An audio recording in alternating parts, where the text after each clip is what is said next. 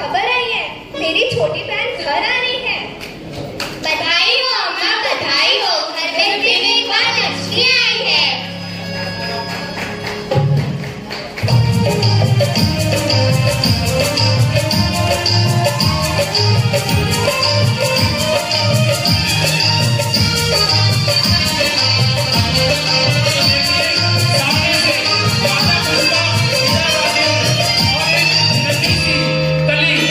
जिनका जन्म हुआ है वो अपने घर आ रही है। हो माता पुष्पा के घर बेटी जन्मी, आंगनवा में मोर बोले।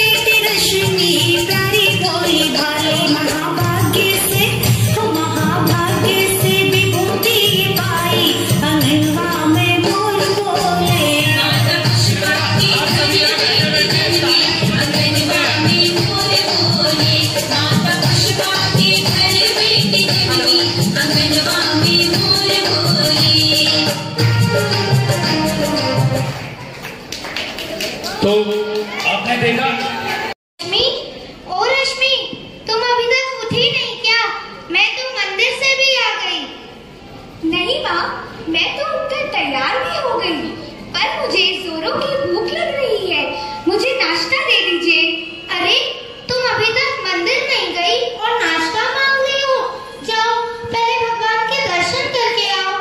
हमारे यहाँ कहा गया है कि दिन की शुरुआत सबसे पहले भगवान के दर्शन से ही होनी चाहिए। जाओ जल्दी। हाँ बेटी, जाके मंदिर के दर्शन करके आ। ठीक है दादी, मैं जल्दी जाकर आती हूँ।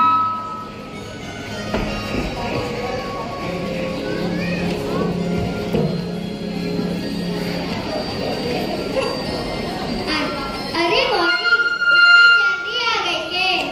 रश्मि, इतनी जल्दी आ गई? अभी 1 मिनट पहले तो तू गई थी। अच्छा बताओ, वहाँ मंदिर में कौन कौन था? अरे, माँ ने तो पकड़ लिया। अब लगता है मुझे दंड मिलेगा।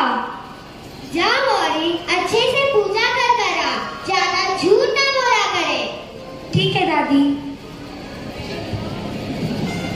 चलो, मेरा नाश्ता हो गया है, अब मैं चलता हूँ, मुझे कुछ काम है। प्रणाम अम्मा। अम्मा, मैं भी बाजार जा रही हूँ। रश्मि का नाश्ता रख दिया है, अगर वो आ जाए तो उसे बोल दीजिएगा।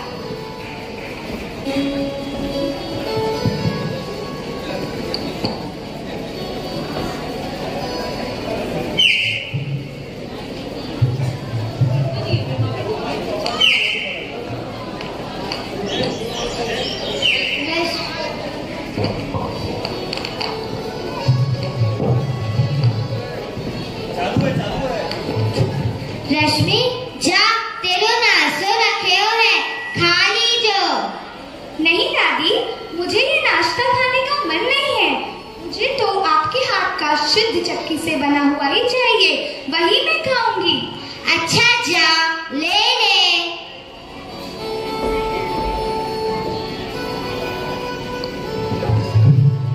रश्मि, ओ रश्मि, आ तने कुछ पाठ पढ़ाऊं।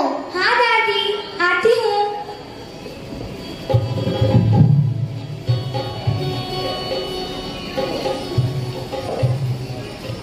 दाम बिना निर्द्वंद की तृष्णा बर्धनवान, कहीं ना सुख संसार में सब जग देखो जान। इसका क्या अर्थ है दादी? हाँ, बताती हूँ।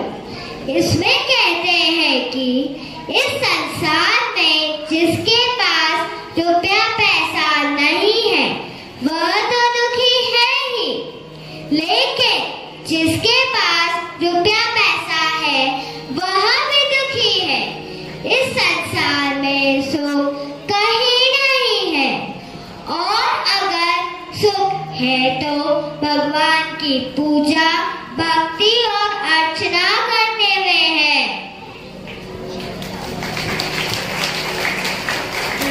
चल बेटा, मैं थोड़ा मंदिर जाकर आऊं। ठीक है दादी, जब तक मैं आपकी किताब लेकर पढ़ लेती हूँ। हाँ। वैसे तो रश्मि के अंदर धर्म के बीज बचपन से ही थे, लेकिन वो बीज धीरे धीरे बढ़ता जाता है और धीरे धीरे रश्मि का धर्म के प्रति ज्ञान और धर्म की बात सीखने की ललक आगे बढ़ने लगती है। तो देखिए आगे क्या होता है।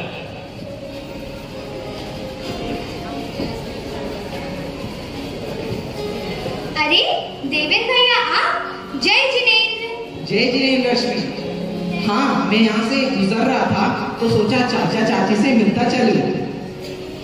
अच्छा हुआ भैया आप यहाँ आ गए, मैं अभी आपके पास ही आने वाली थी। हाँ हाँ बोलो रश्मि, कुछ काम है क्या? हाँ भैया, मैं दादी से कुछ धर्म की बातें सीख रही थी। दादी की एक बात मुझे समझ नहीं आई कि इस संसार में कहीं भी सुख नहीं है। जिनके पास पैसा है, सब कुछ है, उनको किस बात का दुख है भैया, ये समझ नहीं आ रहा। अच्छा रश्मि, तुम तो बड़ा अच्छा प्रश्न करती हो। चलो मैं बताता हूँ। जिनके पास सब कुछ है उनको भी दुख है। कुछ नहीं जोड़ पाते तब दुख होता है, तो किसी का कोई छूट जाता है तब दुख होता है। और कुछ बताइए भैया। हाँ हाँ, यह सब नश्वर है रश्मि, सब यही रह जाना है। मरते हुए भी कोई कुछ नहीं ले जाता। तब तक जो हमें अपने कहते थे, अंत समय में वही लोग हमें अग्नि के हवाले कर देंगे। अंत समय में बस एक ही चीज है जो हमारा साथ भवंतर तक ले जाएगी, वह है हमारा अपना कर्म। 84 लाख योनियों में भी मनुष्य जैन कोई अति उत्तम है। इसे भगवान की भक्ति, गुरु की भक्ति में लगाना सर्वोत्तम है। गुरु भी हमें संसार सागर से पार निकालने हैं। अच्छा भैया, मुझे ये सब बातें विस्तार में जाननी है। इसके लिए मैं क्या करूं? अच्छा रश्मि, इसके लिए मैं तुम्हें शैलाला की किताब देता हूँ। इसे अच्छे से पढ़ो रश्मि, तुम्हारी सारी शंकाएं दूर हो जाएंगी। ठीक है भैया। जय जिनेंद्र। जय जिनेंद्र रश्मि।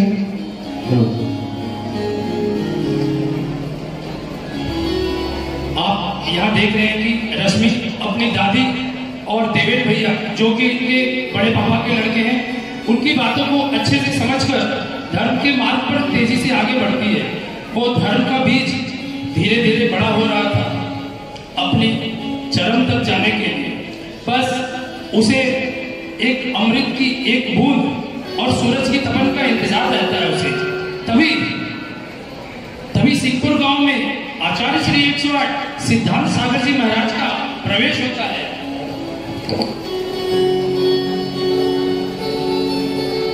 तभी जोरदार जयकारा लगता है। जय बोलिए आचार्य श्री सिद्धांत सागर जी महाराज की जय। सिंहपुर गांव में पधारे श्री गुरुदेव के दर्शन के लिए सभी लोग जाते हैं। रश्मि भी अपने पूरे परिवार सहित प्रतिदिन आचार्य श्री के दर्शन को जाते रहती है। अब कुछ ही दिनों में आचार्य श्री संघ का विहार सिंहपुर गांव से होने वाला है। तो चलिए देखते हैं आगे क्या होता है।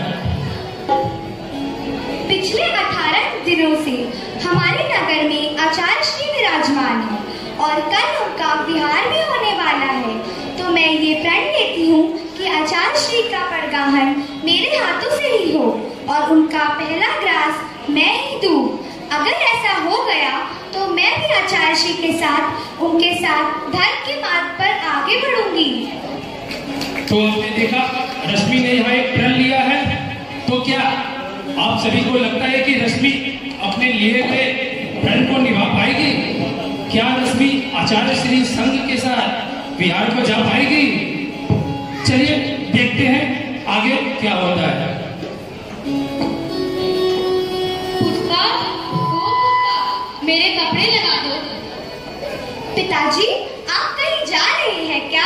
हाँ बेटी, मैं तुम्हारे बुआजी की बेटी की शादी में जा रहा हूँ। कुछ दिनों बाद आऊंगा। ठीक है पिताजी। रश्मि, जा बेटी, पिताजी के कपड़े लगा दे। हाँ माँ। अच्छा सुनिए, अब हमारी बेटी रश्मि भी बड़ी हो गई है। आप शादी में तो जा ही रहे हैं, तो कुछ अच्छे संबंध देख के ही आइएगा। हाँ हाँ ठीक है। अच्छा रश्मि की अगर कोई तस्वीर हो तो मुझे दे दो, मैं रख लेता हूँ। हाँ आइए, मैं देती हूँ।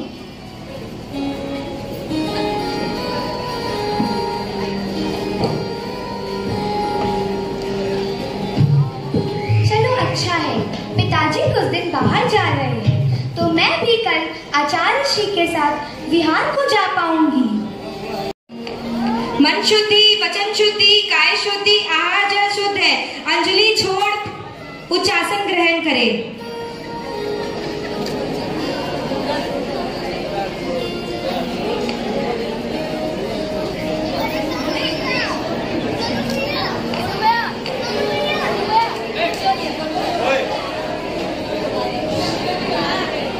कृपया ये म्यूट सीन है, मॉक सीन है, कृपया आवाज नहीं करे सामने से।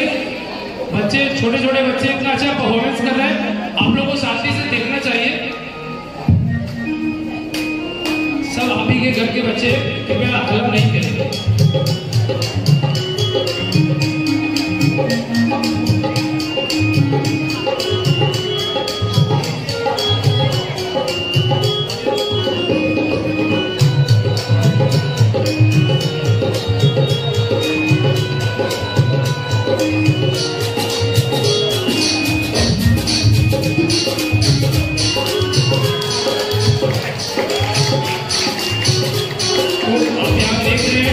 कि रश्मि द्वारा लिया गया प्रण यहाँ सफल हो रहा है। रश्मि के द्वारा आचार्य श्री को आहार कराया जा रहा है।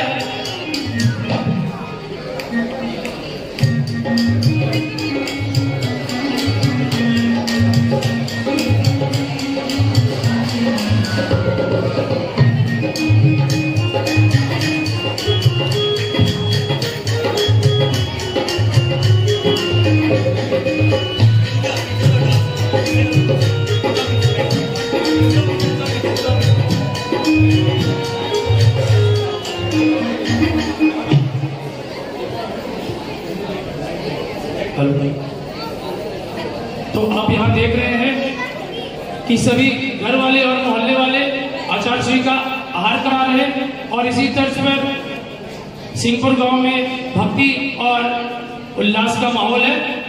तो आइए देखते हैं।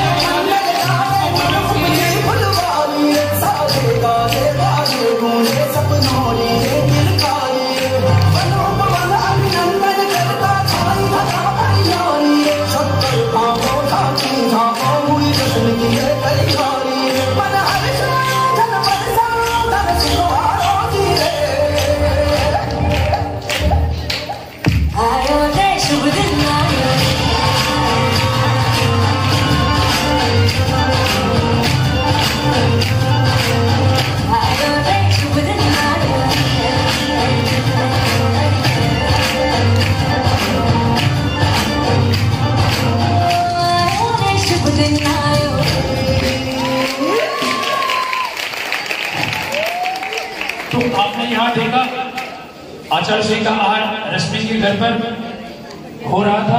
पूरे गांव में हर्ष और उल्लास का माहौल है और इसी तरह आचार्य श्री का आज अंतिम प्रवास सिंहपुर नगर में होता है और वो आगे बिहार के लिए निकल। जय गुरुदेव, जय जय गुरुदेव। तो अभी तक आपने देखा रश्मि का लिया हुआ प्रण यहाँ सफल होता है।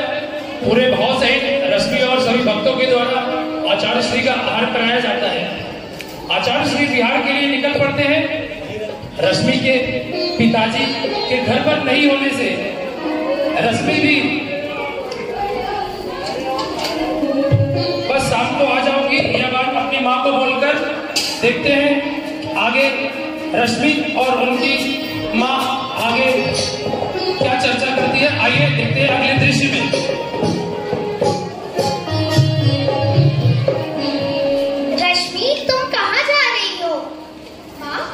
आचार्य श्री के बिहार में जा रही हूँ। बेटी, अभी तुम्हारे पिताजी भी नहीं है, तो जब वो आ जाए तो उनके साथ ही चले जाना। नहीं माँ, मैं अभी जा रही हूँ, आ जाऊंगी। शाम तक जरूर से आ जाना। हाँ हाँ, देखती हूँ।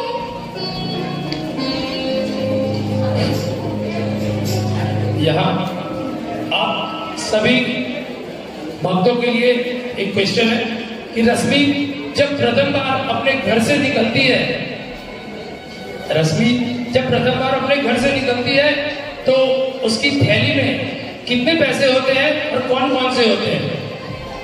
आप सभी भक्तों से ये क्वेश्चन है कि रश्मि जब अपने घर से प्रथम बार निकलती है तो उसकी थैली में कितने पैसे होते हैं और कौन कौन से होते हैं? कोई बता सकता है क्या?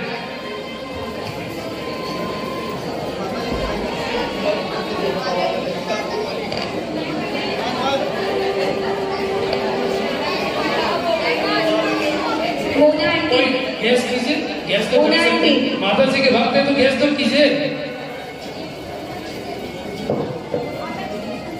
एक भी पैसे नहीं होते। और कोई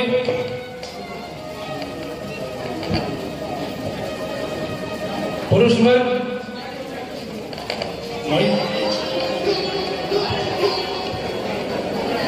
माता जी चीटिंग कर रही है।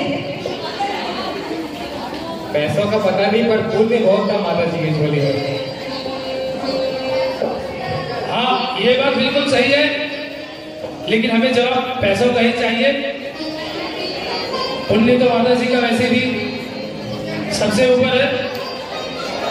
क्वेश्चन ये है कि रश्मि जब अपने घर से प्रथम बार निकलती है, रश्मि जब अपने घर से प्रथम बार निकलती है तो उनकी थैले में कितने पैसे होते हैं, कितने पैसे लेकर वो निकलती है, और वो पैसे कौन कौन से होते हैं, मतलब कितने पैसे होते हैं? हमारे संयोजक कौन है? नवी माता जी 20 रुपये।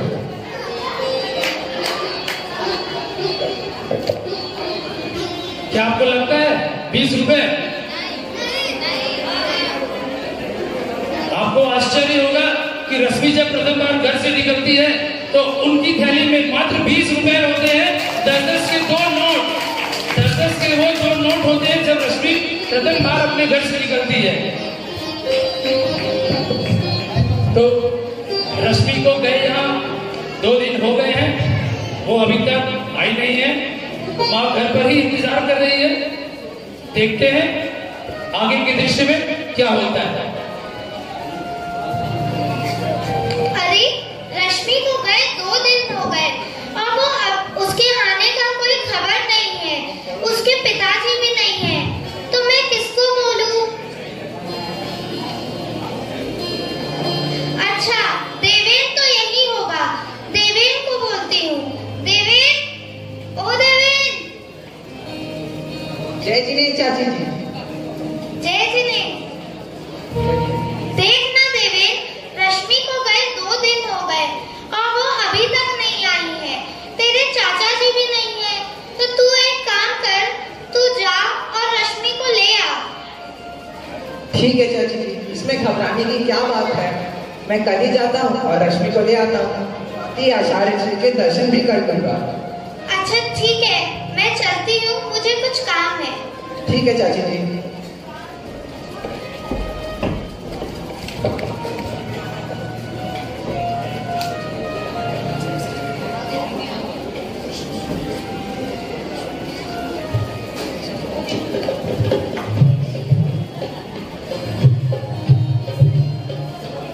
अरे देवेन भैया, आप यहाँ। जय जिनेन्द्र। जय जिनेन्द्र रश्मि।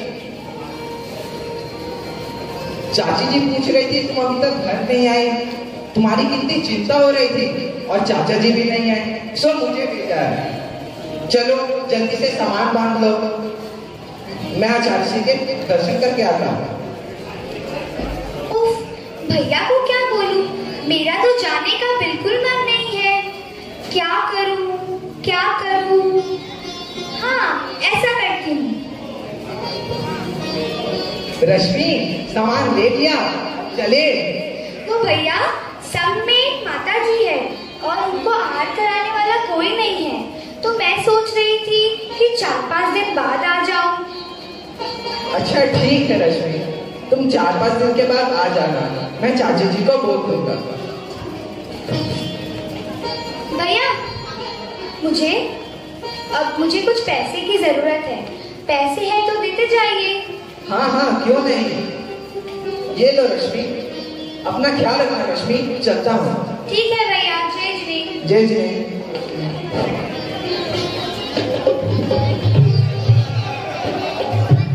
आपने देखा किस तरह रश्मि की माँ रश्मि को बुलाने के लिए उनके चचेरे भाई देवेन को भेजती है, लेकिन रश्मि अपनी चालाकी की वजह से देवेन भैया को वापस भेज देती है।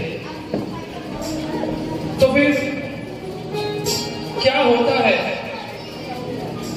लेकिन रश्मि बहाना बनाकर वापस भेज देती है, पर क्या होता है तब जब रश्मि के पिताजी वापस घर पर आते हैं? देखिए आगे माताजी और पिताजी का ये दृश्य।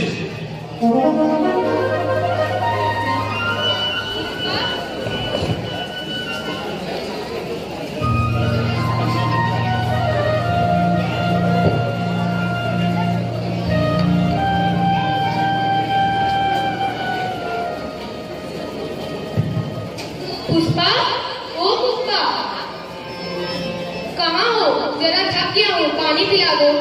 आप आ गए? अच्छा बैठिए, मैं पानी लेकर आती हूँ। रश्मि, ओ रश्मि, देखो मैं तुम्हारे और तुम्हारी दीदी के लिए क्या लाया हूँ।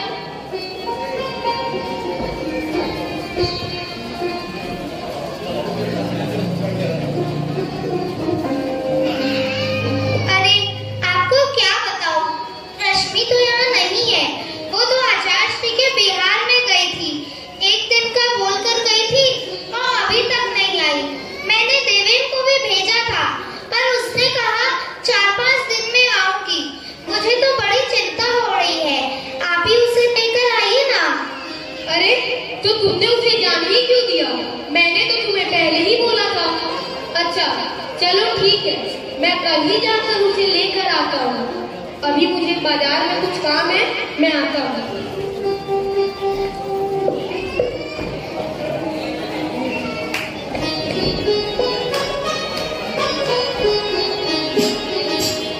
हेलो। तो आपने देखा माताजी और पिताजी, माताजी ज्यादा परेशान लग रही है, तो उन्होंने पिताजी को बोला कि रश्मि तो 1 दिन 2 दिन का बोलकर गई थी, अभी बहुत दिन हो गए, अभी तक घर वापस नहीं आई है। तो पिताजी तुरंत ही तैयार होंगे, आचार्य श्री के पास रश्मि को लेने के लिए निकल पड़ते हैं। रश्मि आचार्य श्री के पास संग में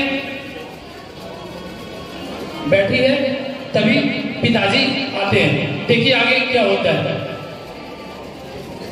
पिताजी प्रणाम, आप कब आए?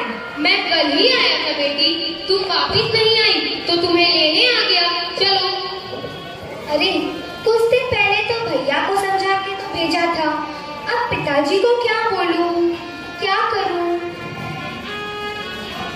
वो पिताजी, एक माताजी की तबीयत ठीक नहीं है और उनका देखभाल के लिए कोई नहीं है। तो वैसे भी मैं तो आ ही रही थी, पर अगर आप चाहते हैं कि मैं अभी चलूं तो ठीक है। अरे ये तो खुद ही वापस आ रही थी और ना जाने मैंने क्या क्या सोच लिया। चलो ठीक है, 2-4 दिनों की ही तो बात है, रश्मि आ तो जाएगी। अच्छा ठीक है बेटी, मैं आचार्य श्री के दर्शन कर लेता हूँ और उन्हें कह देता हूँ कि रश्मि को 2-4 दिनों बाद भेज दीजिएगा। ये लो कुछ रुपए रख लो, अगर तुम्हें कुछ लेने होंगे तो ले लेना। हाँ पिताजी, मैं कान के कुंडल लेना चाहती थी, सो ले लूंगी। अपना ख्याल रखिएगा। चलो मैं चलता हूँ। पिताजी प्रणाम। हेलो। तो आपने देखा अभी तक किस तरह रश्मि बहाना बनाकर एक बार फिर अपने पिताजी को भी वापस घर भेज देती है। तो क्या आपको लगता है कि रश्मि गुरुदेव के वचन को पूरा? अरे क्या हुआ, रश्मि अभी तक आई नहीं क्या? उसने आपको 4 दिन का बोला था, अभी तक नहीं आई। मुझे नहीं पता, आप उसे अभी लेकर आइए। हाँ ठीक है, मैं अभी जाकर उसे लेकर आता हूँ। हाँ आप उसे अभी लेकर आइए।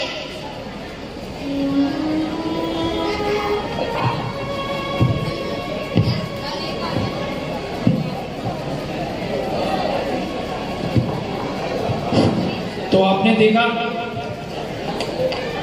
रश्मि के पिताजी रश्मि को लेने के लिए पूज्य आचार्य श्री के संग की ओर निकल पड़ते हैं और इधर रश्मि पूज्य आचार्य श्री के संग में ब्रह्मचारी भैया और दीदी के साथ संग में बैठी बातचीत कर रही है। तभी धीरे धीरे पिताजी का आगमन होता है। देखिए आगे क्या होता है इस दृश्य में।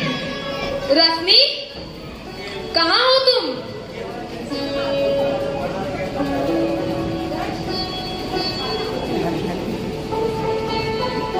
रश्मि, जरा इधर सुनो। अरे पिताजी, आप यहाँ? ये तुम क्या कर रही हो?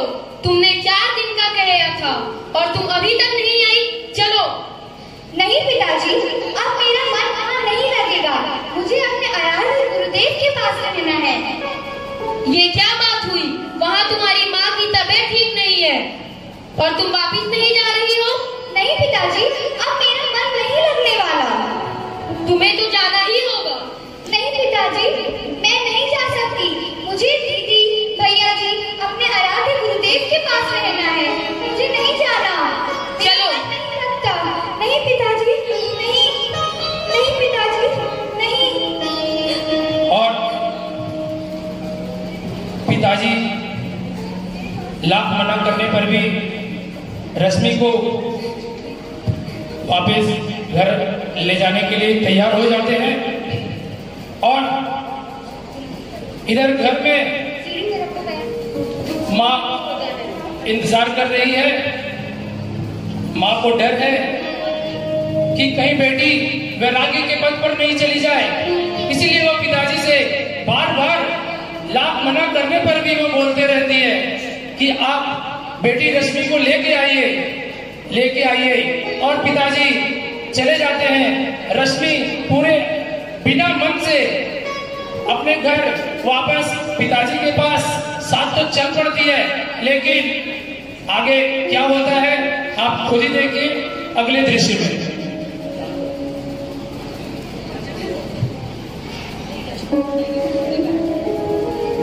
जयंती, देखना तेरे पिताजी अभी तक नहीं आए। मुझे तो बड़ी चिंता हो रही है। ये लो, आ गई रश्मि। रश्मि, तू तो 1 दिन का बोलकर गई थी और 10 दिन लगा दिए। मुझे तो बड़ी चिंता हो रही थी। माँ, इसमें चिंता करने की क्या बात थी? मैं तो आराध्य गुरुदेव के पास धर्म की बातें सीख रही थी। तुम्हें तो खुश होना चाहिए। वैसे भी जो आया है वो तो एक दिन जाएगा ही। सब बंधन धीरे धीरे छूटेंगे ही।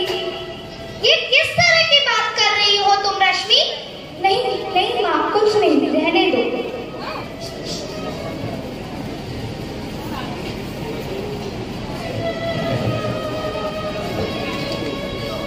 तभी गांव की सभी महिलाओं, मोहल्ले वाले सभी को खबर लग जाती है कि रश्मि घर आई है, क्योंकि रश्मि वो रश्मि थी जो सिर्फ अपने घर को ही नहीं चमकाती थी, अपने घर को ही नहीं महकाती थी, पूरे मोहल्ले, पूरे सिंहपुर गांव की वो लाडली रश्मि थी। तो एक बार सभी गांव वाले घर पे आते हैं रश्मि को मनाने, रश्मि को लुभाने। देखिए आगे इस दृश्य में और क्या क्या होता है। और बेटा रश्मि, आ गई तुम? हाँ ताई, हाँ तो गई, अब देखती हूँ।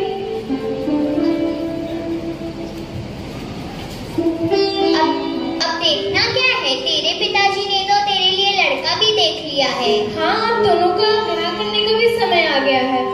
ना ताई ना, ये शादी, ब्याह, चूल्हा, चौका, ये सब मुझसे नहीं हो पाएगा। मैंने तो सोच लिया है। क्या तय कर लिया है रश्मि? अभी तो तुम मात्र 17 वर्ष की हो। माँ, मैं अपने आराध्य गुरुदेव के पास धर्म की बातें सीखूंगी। मैं आराध्य गुरु के पास उनके संग में जाऊंगी।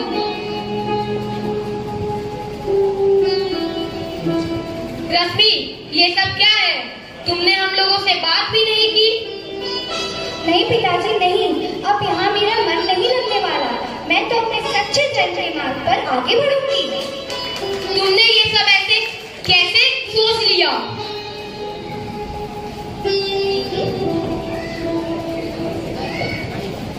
बेटी, ये ले, तुझे सजने संवरने का बहुत शौक है ना?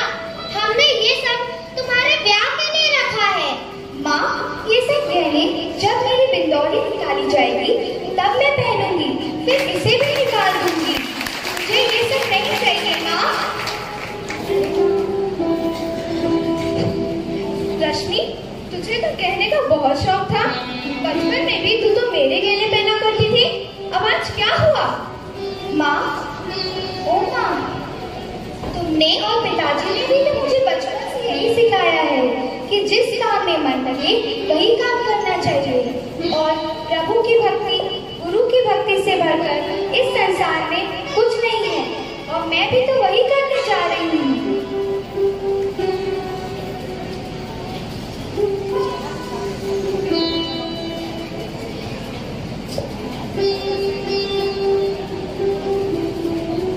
नहीं, तुम ऐसा नहीं कर सकती।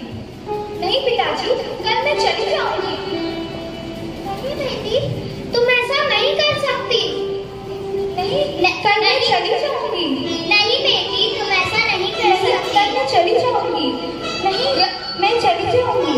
रश्मि, आप यहाँ देख रहे हैं किस तरह रश्मि के घर वाले, मोहल्ले वाले उसे रोक रहे हैं, फिर भी वो नहीं रुक रही है। चली जाऊंगी। रश्मि, बार जाने की जिद कर रही है। रश्मि, अगर तुम्हें जाना है तो जाओ, लेकिन मेरी एक बात जरूर सुन लेना। अगर तुम 8 दिनों के भीतर सदैव के लिए यहाँ वापिस नहीं आई तो मैं और तुम्हारी माँ जहर खाकर प्राण त्याग देंगे। नहीं पिताजी, आप ऐसा नहीं कर सकते।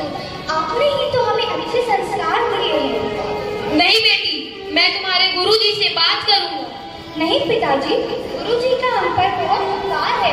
गुरु ही हमें नर से नारायण बनाते हैं। गुरु ही हमें कंकड़ से शंकर बनाते हैं। गुरु ही हमें मारक से महावीर बनाते हैं। आप सब ऐसा नहीं कर सकते।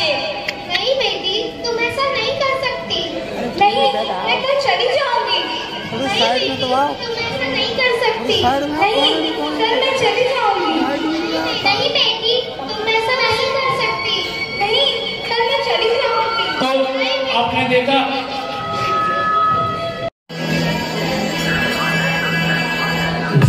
जय हो संयमी, जय हो संयमी, जय हो संयमी,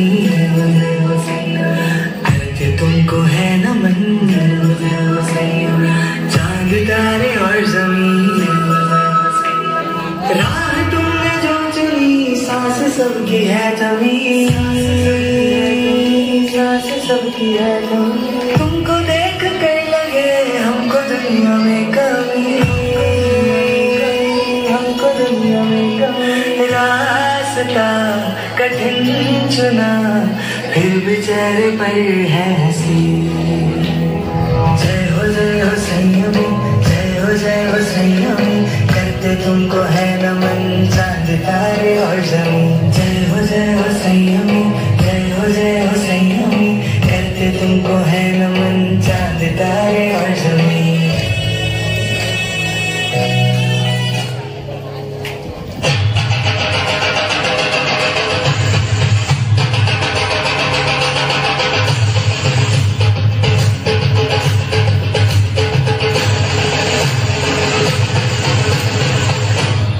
इतने खूबसूरत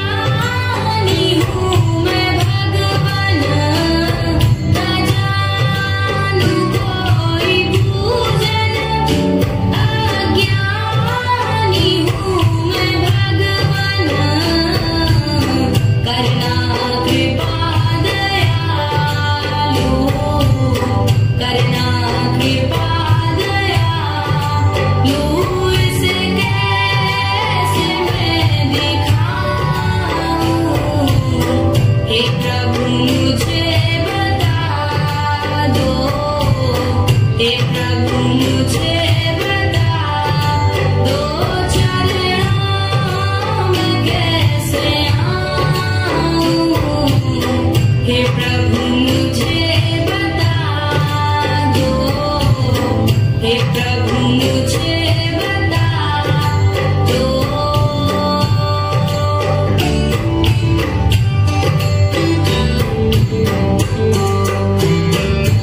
अच्छा हूँ या बुरा हूँ, जैसा भी हूँ तुम्हारा, अच्छा हूँ या बुरा हूँ, जैसा भी हूँ तुम्हारा,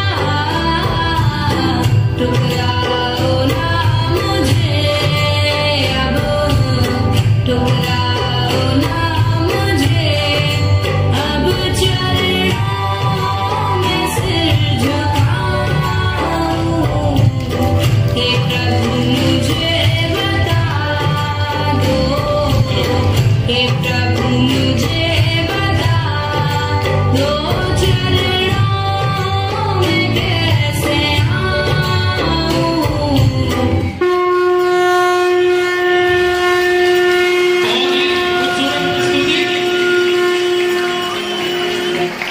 बहुत ही खूबसूरत स्तुति। एक बार मैं चारों बालिकाओं से अनुरोध करता हूँ कि ऋषियों को विष के समान त्याग देना चाहिए।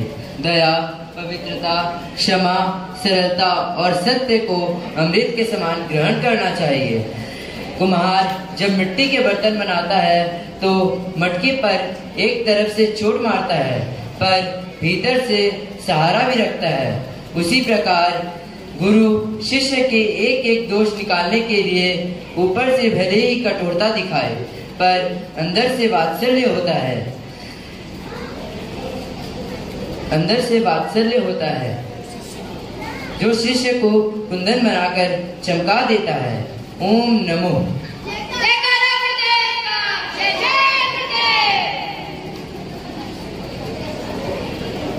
तो आपने देखा पूज्य गुरुदेव का उद्बोधन यहाँ हो चुका है। पूज्य गुरुदेव सामायिक में बैठे हैं और रश्मि का भी धीरे धीरे बस पूज्य गुरुदेव के पास पहुंचना लगभग तय है। तो चलिए रश्मि पूज्य गुरुदेव के चरणों में आ रही है, आइए देखते हैं। बंजर में भी फसलें उग जाए, रेगिस्तान में भी फूल खिल जाए, अंधेरे में भी रास्ते निकल आए, जब साथ पूज्य गुरुदेव का मिल जाए। नमोस्तु आचार्य श्री। कहो रश्मि, घर से कब आना हुआ? सब ठीक है ना?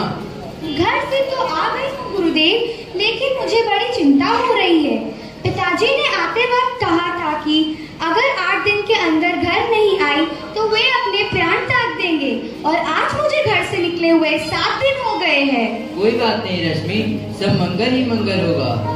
अच्छा, अभी कुछ दिन पहले ही तुम्हारा जन्म दिवस गुजरा है, तुम्हें क्या चाहिए बोलो। गुरुदेव, बस आपकी कृपा बनी रहे।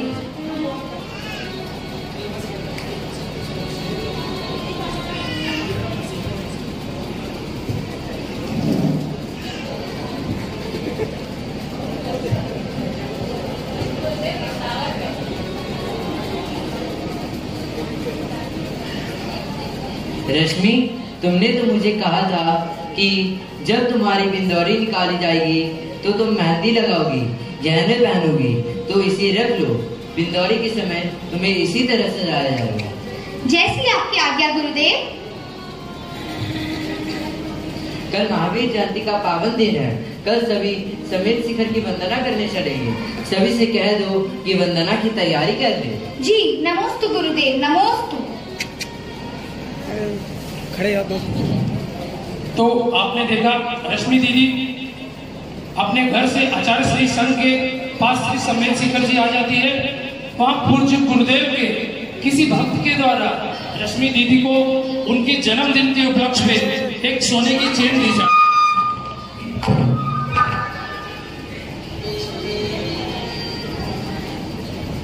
है। संघ में एक ब्रह्मचारी नवनीत भैया भी है जो साथ में ही शिक्षा ग्रहण करते हैं। महावीर जयंती के पावन दिन पर सभी पर्वत की वंदना के लिए निकलते हैं। आचार्य श्री चोपड़ा कुंड में समाहित कर रहे हैं और विश्राम कर रहे हैं। नवनीत भैया और रश्मि दीदी भी चोपड़ा कुंड धीरे धीरे पहुंच रहे हैं। तभी देखिए आगे क्या होता है अगले दृश्य में।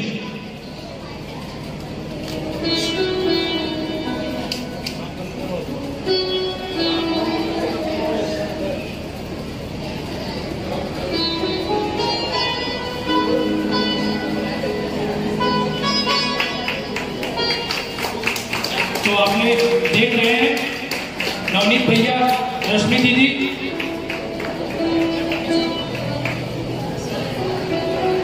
पर्वत की वंदना कर रहे हैं, धीरे धीरे चोपड़ा कुंड पहुंच रहे हैं। आप सीन को इमेजिन करके देखते रहिए तो बहुत अच्छे से समझ में आएगा कि क्या हो रहा है और आगे क्या होने वाला है। रश्मि दीदी, आप इसी धीरे धीरे चलोगी तो वंदना कब तक करोगी? लगता है शाम यहीं पर हो जाएगी। नहीं भैया, ऐसी बात नहीं है। अच्छा रश्मि दीदी, आपके गले में आप चेन कैसी?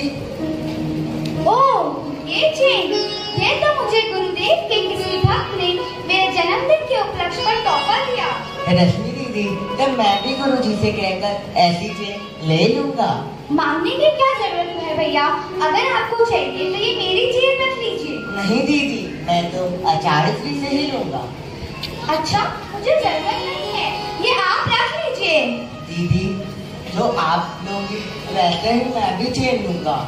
अच्छा, ये क्या बात हुई भैया, जो मैं लूंगी आप भी वही लेंगे क्या? हाँ हाँ, वही लूंगा।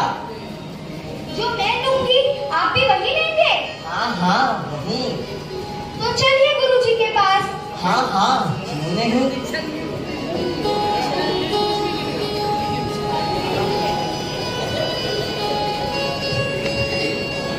नमोस्तु आचार्य श्री। नमोस्तु आचार्य श्री।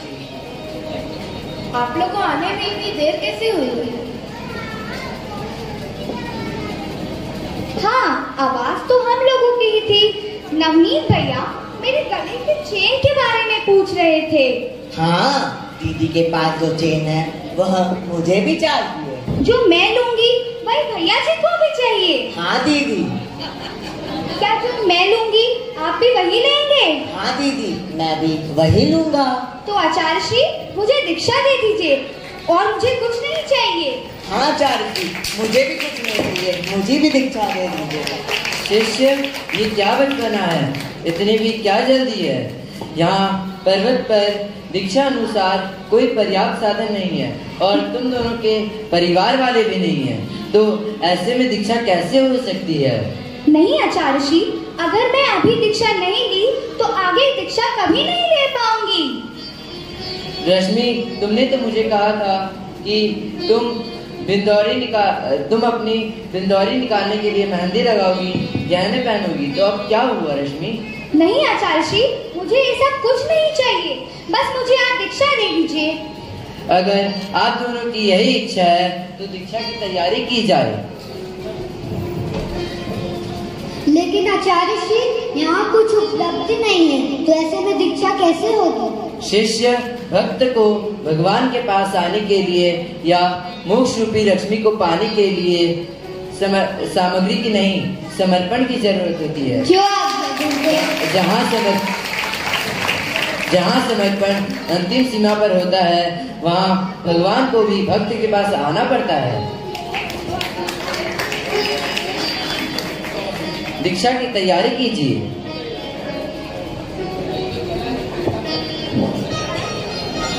तो इस तरह आप देख रहे हैं कि किस तरह रश्मि दीदी और नवनीत भैया आखिर में दीक्षा के तैयारी में लग जाते हैं। आचार्य श्री उन्हें दीक्षा दे देते हैं। ये सब जो भी घटित होता है हमारे बिल्कुल बगल शाश्वत तीर्थराज श्री समेत शिखर जी की चोपड़ा कुंड में ये सब घटित होता है। जो दृश्य आपने अभी यहाँ देखा, चोपड़ा कुंड में बिंदौरी की सामग्री उपलब्ध नहीं हो पाती है, फिर भी आचार्य श्री के आशीर्वाद से चोपड़ा कुंड से भगवान महावीर की टॉप तक बिंदौरी निकाली जाती है और फिर उसके बाद देखिए आगे क्या होता है। और जैसे ही सीधा पकड़ लो, कमेंट विद्यालय लिखाई जाती है, बड़े भावों से क्या देखते हैं। सीधा कमंडल उड़े चला पंछी रे हो, उड़े चला पंछी रे हरी भरी डाल से, रोको रे रोको कोई रश्मि को बिहार से, रोको रे रोको कोई रश्मि को बिहार से, उड़े चला पंछी ने हो,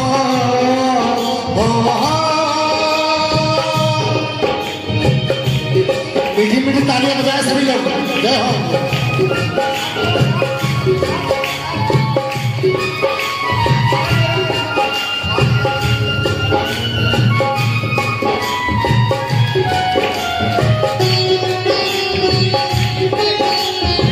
जय हो, मीठी मीठी तालियां सभी लोग, जय हो।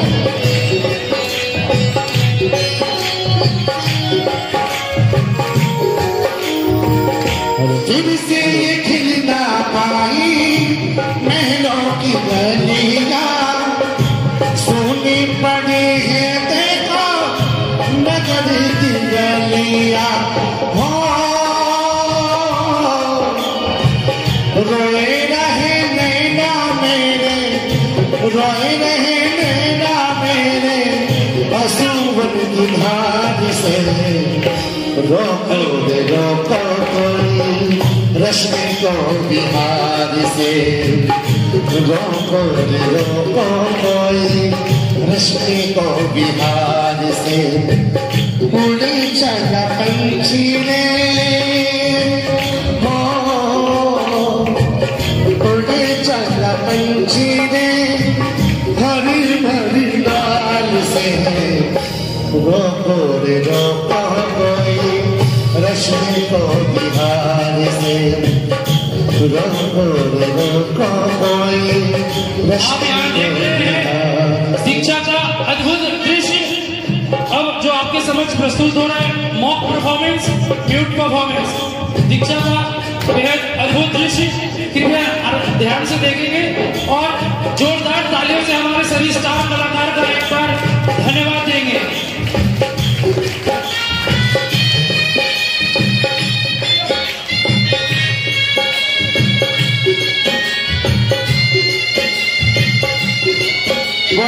बोलिए आचार्य गुरुवर 180 सिद्धांत सागर जी महाराज जी के।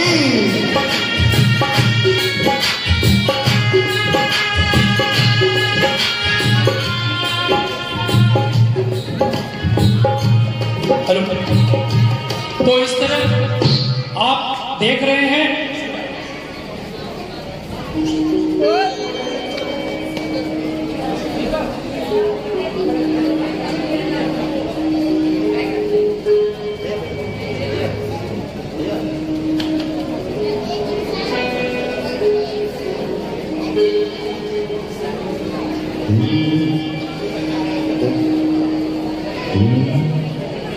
जीवन के किसी भी पल में वैराग्य मर सकता है, संसार में रह कर प्राणी संसार को तज सकता है। जीवन के किसी भी पल में वैराग्य मर सकता है, संसार में रह कर प्राणी संसार को तज सकता है।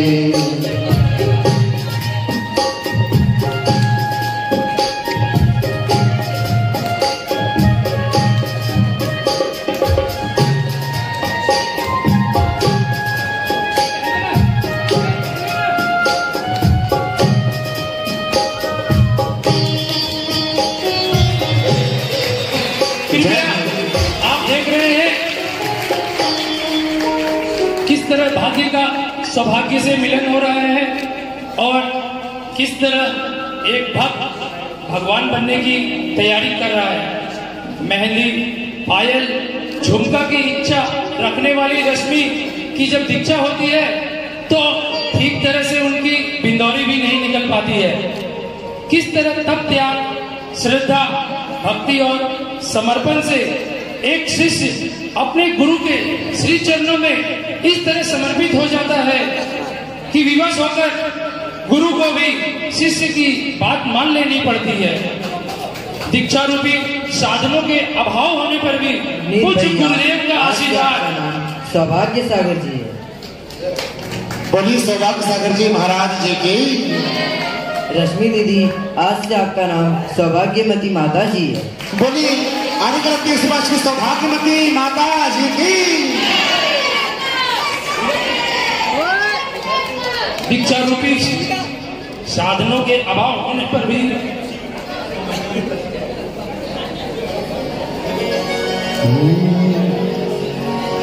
अरे मम्मी रूठे, पापा रूठे, चाहे रूठे भाई और बहना, मैं तो दीक्षा लेकर जाऊंगी, तुम देखते रहियो।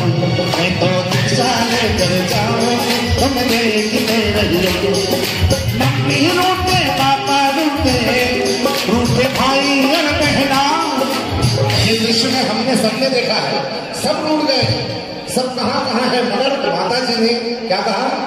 अरे मम्मी रूठे, पापा रूठे, रूठे भाई और बहना, मैं तो दीक्षा लेके जाऊंगी, तुम देखते रहियो। मैं तो दीक्षा लेकर जाऊंगी, तुम देखते रहियो। अगर आप लोगों को सच में आनंद आ रहा है ये दीक्षा देखकर, तो कृपया हमारे भैया के साथ जोरदार तालियों से इस महोत्सव को आगे बढ़ाएं। कृपया दोनों हाथों उठाकर देखिए, भक्ति में शामिल हो। उठाइए दोनों हाथ। अगर ये दृश्य आपको पसंद आ रहा है, ये एक नाटक नहीं है, ये हकीकत है, ये फिल्म नहीं है, ये फिल्म से भी सुपर फिल्म है। ये फिल्म ऐसी है, देखिए आप, कहाँ संसारी और कहाँ हमको सब तारने वाली माँ हमारे सामने बैठी है। उठाइए दोनों हाथ। अरे पापा रूठे, मम्मी रूठे, रूठे भाई और बहना। अरे पापा रूठे, मम्मी रूठे, रूठे भाई और बहना, मैं तो दीक्षा लेकर जाऊंगी, तुम देखते रहना। मैं तो दीक्षा लेकर जाऊंगी, तुम देखते रहना। अरे मम्मी रूठे, पापा रूठे, रूठे भाई और बहना, मम्मी रूठे, पापा रूठे, रूठे भाई और बहना। कुछ ऊँग भी रहे हैं, कुछ बगासी भी रहे हैं, कुछ टमाटर भुजा भी रहे हैं, मगर दिन को भगाना पड़ेगा ना। ये योगा रामदेव बाबा का नहीं, योगा सौभाग्यमती का है, जो आपका भाग्य बदल दे। उठाइए दोनों हाथ। मैं तो दीक्षा लेकर जाऊंगी, तुम देखते रहना। मैं तो दीक्षा लेकर जाऊंगी, तुम देखते रहना।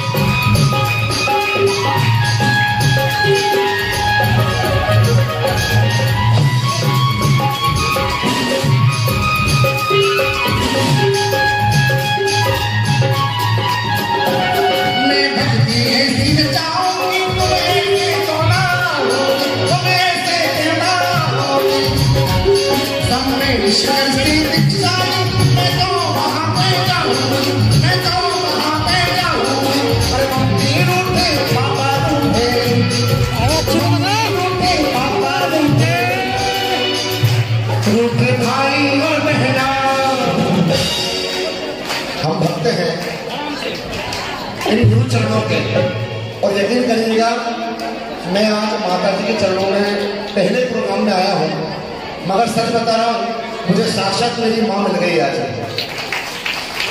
ये सच्चाई है, बिल्कुल सच्चाई है। उठाइए तो वहां, ये तो दीक्षा लेकर जाएंगे तुम नहीं तो दीक्षा लेकर जाएंगे तुम नहीं रूठे पापा रूठे भाई और बहना, मम्मी रूठे पापा रूठे भाई और बहना, ये तो दीक्षा लेकर जाएंगे तुम नहीं तो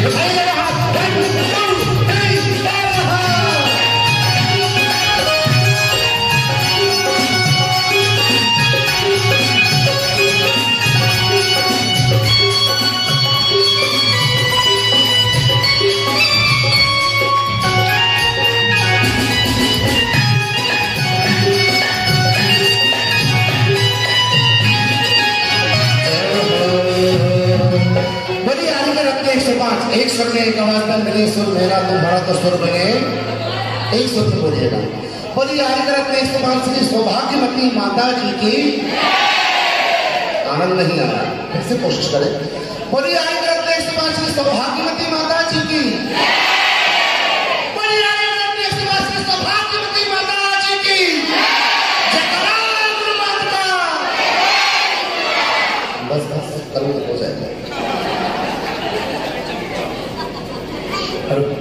तो आप सभी ने देखा कि दीक्षा रूपी साधनों के अभाव होने पर भी पूज्य गुरुदेव का आशीर्वाद ऐसा बरसता है कि चारों ओर मंगल ही मंगल छा जाता है।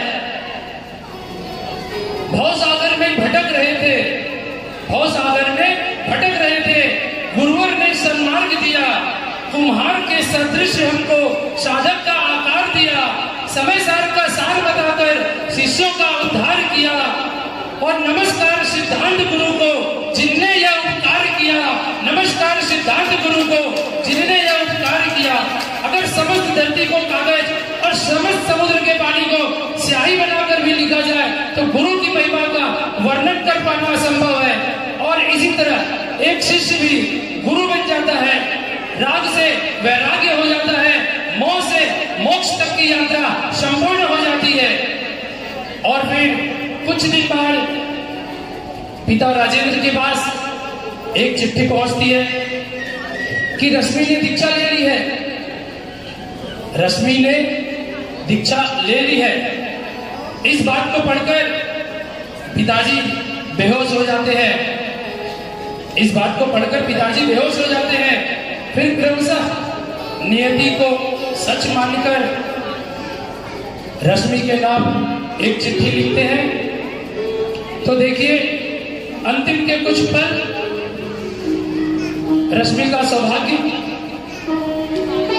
पिता की वो चिट्ठी, माता का वो प्यार। चलिए देखते हैं। बेटी रश्मि, तुम अब बड़ी हो गई हो, तुमने बेटी से माँ का सफर तय कर लिया है। मुझे विश्वास है जिस तरह तुमने 17 वर्ष अपने परिवार की मान, मर्यादा और विश्वास को बढ़ाया है, आने वाले समय में तुम एक स्त्री पर्याय की श्रेष्ठी बनकर अपने प्रभु, अपने गुरु और अपने धर्म का नाम रोशन कर उसकी रश्मि को पूरे भारतवर्ष में फैलाओगी। एक बात और, एक पिता के 100 भाग्य होते हैं। जब किसी पिता का एक अच्छा भाग्य होता है तब किसी बालक का जन्म होता है, लेकिन जब पिता के पूरे 100 भाग्य अच्छे होते हैं तब उनके घर में किसी लक्ष्मी का जन्म होता है। कहा जाता है लड़का तो भाग्य से होता है लेकिन लड़की तो सौभाग्य से होती है।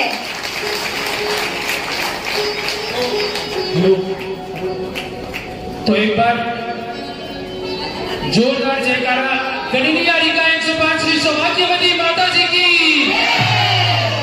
और कुछ दिन बाद पुरानी बातों को भूलकर, नियति को सच मानकर सपरिवार कुछ सौभाग्यवती माता जी के दर्शन के लिए आते हैं।